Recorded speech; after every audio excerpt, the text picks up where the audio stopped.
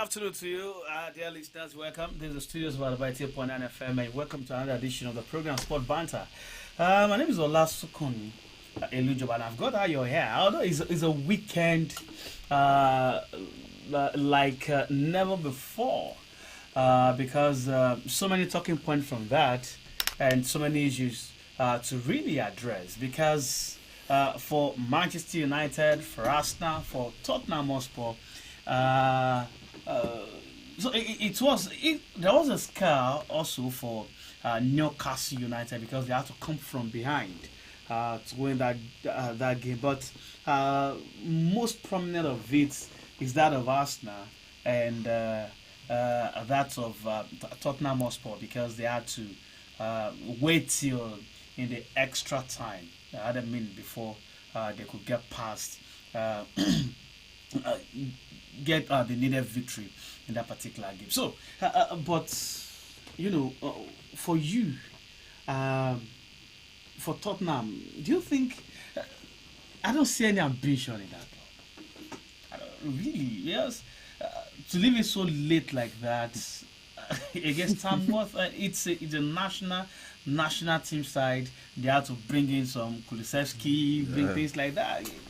I don't see ambition in that club. It saddens me they're in London. Yeah, when I saw the because those are the clubs that break dents, when I saw the stats at half time and I saw ball possession of 19%, I think to 81%, and expected goals was like 1.2 something to like 0 point something. So Tottenham at that stage of the match, at least for the first half, were playing so well. But what is playing so well in football when you cannot convert your chances? Solanke was on the pitch. So Johnson was on the pitch. It's actually a disaster for Tottenham yesterday. Timo Werner was also a disaster for them, actually. So they should just look at I think that team is just an average team that is overhyped. That is one thing I would always say about Tottenham. Looking at even when Pochettino was still there, when they got to the Champions League final, it has always been the same story. And it's a month of playing so well, getting some points in the league table, and when it comes to another month, they will drop points. So it is just an average team. They are not better off than teams like Brentford and teams like Brighton. So I was not really expecting much, but not that poor to them against a lower division side and struggling to score and leaving it so late. So it's a disaster for them actually. But at the end of the day, 3 points matters now. The win actually matters and they are through to the next round. But going for, for a club like yours, if you are going to play Tottenham Hotspur, will it be an A game, for Manchester United? You see them being a threat? Yeah, one thing about when you want to play a big side, Manchester United is a big team. When you want to play a big team, even if you are not everywhere, it's a big team on paper, in form, statistics, figures, facts. It's a big team. You would want to put in your best, just like yesterday, when Arsenal put in their best and they could not even defeat a 10 Manchester United. That is what it is when you want to play a big team, and that is why most times you see the likes of Manchester City, Liverpool, Manchester United try to struggle against lower teams because they tend to bring in every of their best legs to play so well. And I think there was a match last season. It was Nottingham Forest were not so informed last season, and against Wolves they played so poorly, and the next game was against Manchester United. They were playing like Real Madrid. I was surprised that this same Nottingham Forest that played woefully last week. So it is expected that when you want to play big teams, I don't know for every other teams that want to play Arsenal is not a big that on this show. Well, when you have the likes of probably Southampton play against Arsenal, they see themselves in the same category. They've not won trophy for the past 5. I think that is what Tottenham Hotspur, the likes of Tottenham Hotspur and Arsenal has been lacking. They've not been winning trophies, so we can't actually call them a big team. They're only a big team because of probably the league table when you want to count the top seeds. So that is what it is. I disagree with you. If you are to come on, don't be sentiments apart, and don't be petty here. Don't be petty. I will be petty. I will be petty. Because I will be petty. Since look at the history of the league till now, Barclays Premier League, even now EPL, and since the turn of the century and the likes, look at the trophy shelf. Look at the trophy shelf. It has been okay. The two most successful clubs in the FA Cup is Manchester United and Arsenal. Yes, definitely. And you are here opening your mouth and saying, "What?" One thing I will say is I get them before no be property. Oh. When last has Arsenal won the FA Cup? No, it's not about I get them before. It's not property. Yeah, you want to talk about the. But go back, go and look at it. You are here saying, okay, what will you say? Okay, thank God for Abramovich. Thank God for the adventure of Abramovich. Thank God for him also thinking like, okay, bringing Jose Mourinho. Thank God for those. Will Chelsea be talking? when it comes not until the 2000, the turn of the century, that Chelsea started winning, and they will be timing themselves as a big club. No, currently, even for Manchester City until the Arabians came. Yes. That Manchester United. Who were those that are winning trophy? When you're talking about big clubs in England, you talk about Arsenal, you talk about Manchester United, you talk about Liverpool. When you are talking about big clubs in England, you talk about Liverpool and Manchester United. Times may come that you might be in a process. You might be in a process that a rebuild and so Arsenal, and you are saying Arsenal has been rebuilding for the past 5 seasons. You see, under Arteta, I was actually listening to something has been missing over the years. Arsenal went through a lot of phases. Okay. It has been in phases. During the time of Arsene Wenger, all they needed to do, there were some successes at that time. The FA Cup came in between. Although the league did not come, the UEFA Champions League yet to come, it did not. But since the Invisibles, up till now, there has been stages. Arsenal left Highbury, came to the Emirates. Yeah. It was a huge lot of depth. Many clubs would have gotten relegated within that period, in that phase. But Arsene Wenger still kept the club together. One way or the other, managed top for at some point, finished second in between, challenge for the league, but something is still missing. And that thing is still also missing with Arsenal. Mikel Arteta was actually, maybe, I don't know what he was thinking or what he's smoking actually at the close season before now. You know that one thing is actually missing, and that was the only thing that was also missing in that game yesterday. There is no attacker, no striker. The shots were coming, we're hitting the game, but no killer instinct. Arsenal can rely on Kai Havertz. Havertz up 2 beautiful chances in the second half, but he couldn't convert any. Actually, and he played a penalty like a schoolboy. The transfer window is opened. What I have aside. I'm coming there. Okay. That's one thing that could give Manchester United the mouth and the liver to be talking this afternoon. Now, the transfer window, the thing that is also vexing me at this point is the fact that the transfer window is even open now, 13 days to it. The management of that club is not showing any sign of any seriousness or filling that gap. Now, demand that actually the club has been living off, Bukayo Saka is out injured. What is the club doing? What is the Crankers doing? For me, I want Daniel Ek to come back. The guy that owns Spotify, he wants to buy Arsenal, but this Cranky Sport and Casino, that's all they know how to do. But football, it's like something is just wrong. Me, I don't totally blame Arteta, but I blame the Crankies. Bring out the checkbook, sign it. Arsenal need a player, a striker in the profile of Alexander Isak. Need a striker in the profile of Victor Osimhen. Need a striker in the profile of up for sale. Although you have to pay, you will pay.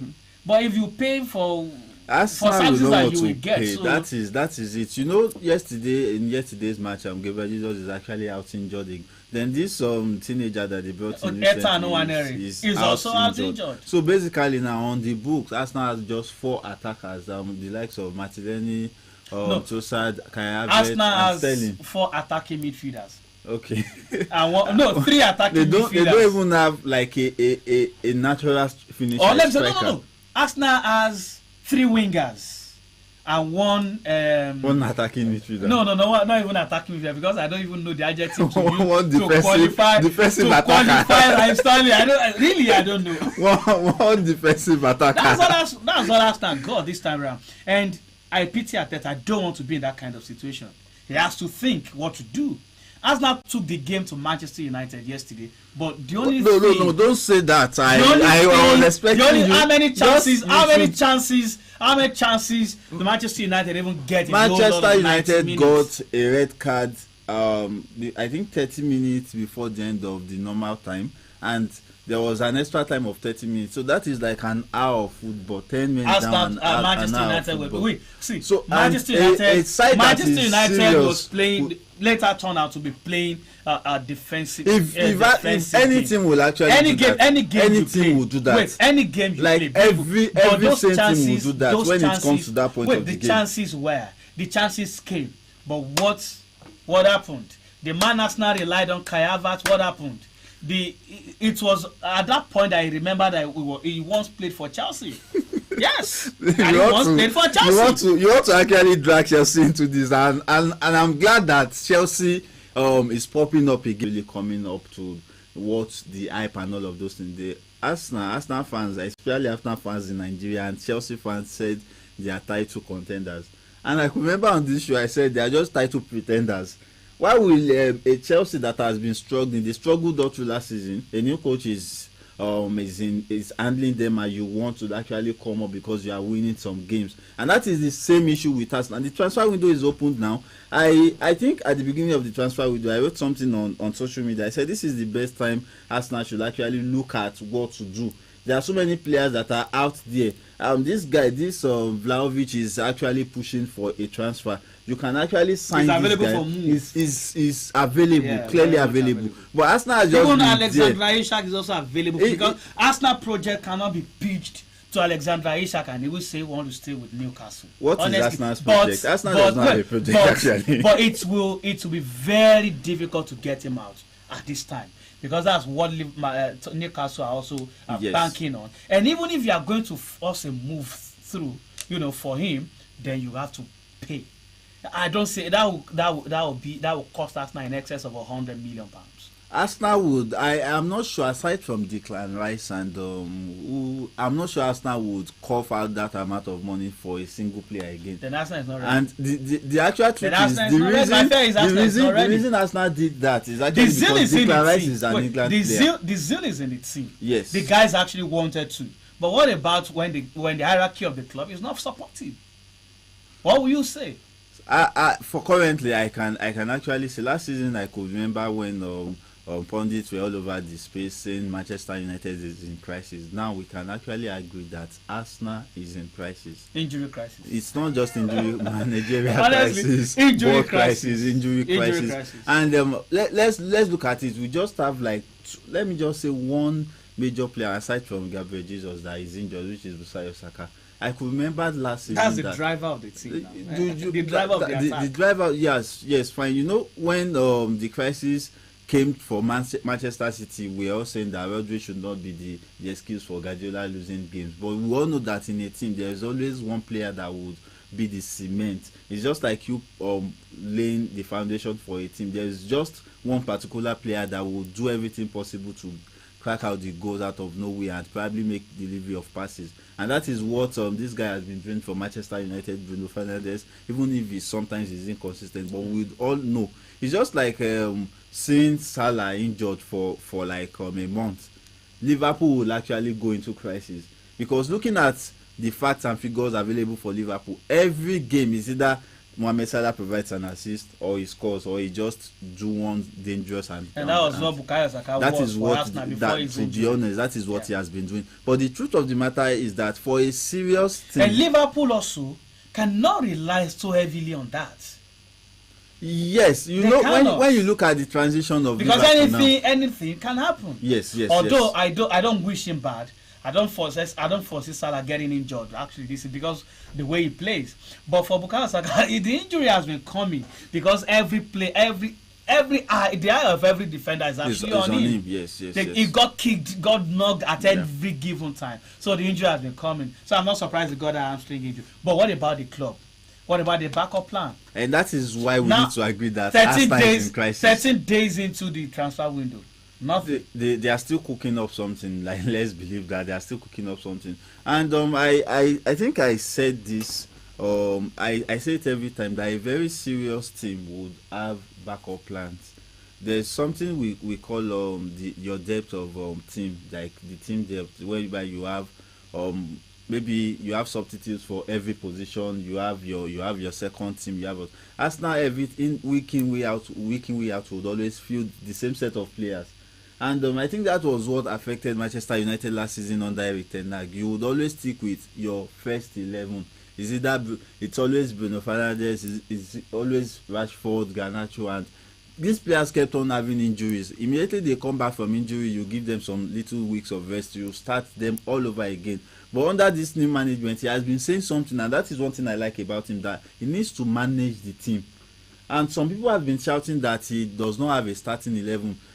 That is actually what happened to when you've been playing week in week out. There is a part of you that you will worn out definitely. That is the same thing that happened to Rodri. Rodri last season played almost all through the season. He went to the Euros and played for Spain and doing the magic for them, and almost at the beginning of the season he got injured, out for almost for the rest of the season. That is what you have when you don't have the alternative for your players. Bukayo Saka has always beyond been every club. Beyond, like, I understand your position, but beyond every club, what about the organizers of these competitions that are not also putting the mental health of these players into consideration? Now, unreasonably, you just increase the number of games in the UEFA Champions League. You increase the number of games in the Carling Cup. Yeah, so many players actually raised this issue at the beginning of the season. You increase the number of international competitions for what? They should actually. At the time when all those players ought to be rested, virtually all those major players did not rest over the summer. Yes, they did not. And immediately they came, they had barely have 2-3 weeks of rest. They started the preseason and the season. Even in the Premier League did not. Now look at Phil Foden now. Phil Foden too is already worn out. And that is just one of the things that affects players. And that is, but the truth of the matter is that clubs have actually seen this, so they should prepare for things like this. So that means dressing rooms we have to be jam-packed, because for you to go all that, and you don't want to rely on maybe one player or one kind of player or things like that. You just want to look at ways to improvise. Two things you have to do. Maybe you increase the number of your number of staff. That's your playing staff. You increase their number, or you look for players just like what Mikel Arteta that I saw that is trying to do. Look for players that are very versatile, that can play about 2-3 other wings, like the likes of Trossard. Yes, that can do that. And all those players, those kind of players, are not so much. Yes. Not so much around. Okay, for you, you're saying Rasmus Højlund should fall in deep. You want to play up in the midfield, or should do this. It's not possible. Yes. And I think that for that, looking for players that can play across all parts in their line of you know the likes of Zegzi calls himself 9.5. He can play from 10. He can play as a striker. He can play from the left and right. Players like that are actually versatile. And when this guy was getting out of contract, and Brighton wants to say this Arsenal guy Trossard, I was very keen on Manchester United signing him, because Trossard can play across the attack lines. He can even play in midfield. Yeah, so when the other guy got injured, he deputized. Yeah, he actually played there. So I think clubs should look at things like this. And one of the most even interesting thing in this period for football lovers is the fact that Chelsea has close to like 40 players on their books, and I still cannot. Maresca is not trying I still cannot understand what they are doing. They have like close to they have more than 6 goalkeepers. They have like the highest number of players in the world, but they still can't get the system together. So, and I would say this: sometimes you have the players, sometimes you should have the coach to actually utilize the players well. For Arteta has been sticking to a particular style of play, and suddenly he changed it to being a set piece team. But if you can't convert your chances through set piece, when there is no striker, you have to think of that is where goals will come. I call Arsenal currently. Arsenal is just like an overhyped Burnley, because that is the style of play of Burnley. So that's the end of the program today. No, that's thank you very much for being a part of it. The Banter, it returns next week, God willing. God willing. Don't mind the overhead. We'll come back next week. Overhead balling. So what's Arsenal is just Manchester United? Relegation Manchester United is the don't biggest worry. team in England. Manchester United is the biggest team in England. You'll get relegated we are still trusting the process and we'll come back will get relegated at the end more of and the better. It is overhead not possible. Arsenal is just an overhead balling. Thank you so much.